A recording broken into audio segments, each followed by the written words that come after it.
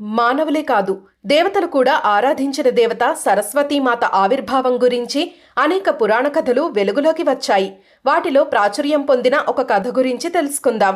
ఒకసారి సృష్టికర్త అయిన బ్రహ్మదేవుడు సృష్టిని ఆరంభించదలిచినప్పుడు చుట్టూ కేవలం నిశ్శబ్దం మరియు అంధకారం మాత్రమే ఉండటం చూసి విష్ణుమూర్తి సలహా మేరకు తన శక్తిని కేంద్రీకరించి బ్రహ్మ సరస్వతీదేవిని సృష్టించాడు.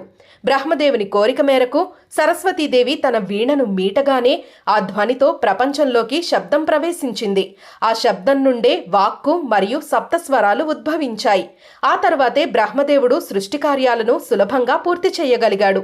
సృష్టిలో జీవానికి, చైతన్యానికి, విజ్ఞానానికి మూలమైన శబ్దశక్తిని ప్రసాదించిన కారణంగానే సరస్వతీదేవిని జ్ఞానానికి మరియు కళలకు అధిదేవతగా కొలుస్తారు. హిందూ పురాణాల ప్రకారం మానవులే కాకుండా మన దేవతల్లో కూడా చాలా మంది సరస్వతీదేవి ఆరాధన చేసి జ్ఞానాన్ని పొందారు.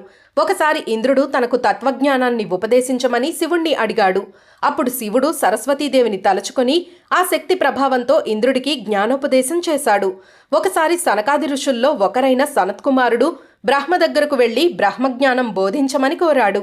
అప్పుడు శ్రీకృష్ణ పరమాత్మ సూచనతో బ్రహ్మ సరస్వతీదేవిని స్తుతించి బ్రహ్మజ్ఞానం పొంది దానిని సనత్కుమారుడికి బోధించాడు. వాల్మీకి మహర్షి కూడా సరస్వతీదేవి దయతోనే పురాణ సూత్ర జ్ఞానాన్ని పొందాడు. వ్యాస మహర్షి 100 సంవత్సరాల పాటు పుష్కరిణీ తీర్థంలో సరస్వతీదేవి గురించి ఘోర తపస్సు చేసి ఆమెను ప్రసన్నం చేసుకుని ఆ తరువాతే వేద విభాగం మరియు పురాణ రచన చేశాడు. దేవగురువైన బృహస్పతి కూడా పుష్కర క్షేత్రంలో 1000 దివ్య సంవత్సరాల పాటు సరస్వతిని ధ్యానించి శబ్దశాస్త్రం పొందాడు. అదేవిధంగా యాజ్ఞవల్క్య మహర్షి తాను చేసిన చిన్న పొరపాటుతో తన గురువు శాపానికి గురయ్యి పొందిన విద్యనంతా కోల్పోయాడు. సూర్యభగవానుడి సూచన మేరకు ఆయన కూడా సరస్వతీదేవి స్తుతి విడవకుండా చేసి ఆమె అనుగ్రహంతో గొప్ప పాండిత్యాన్ని పొందాడు.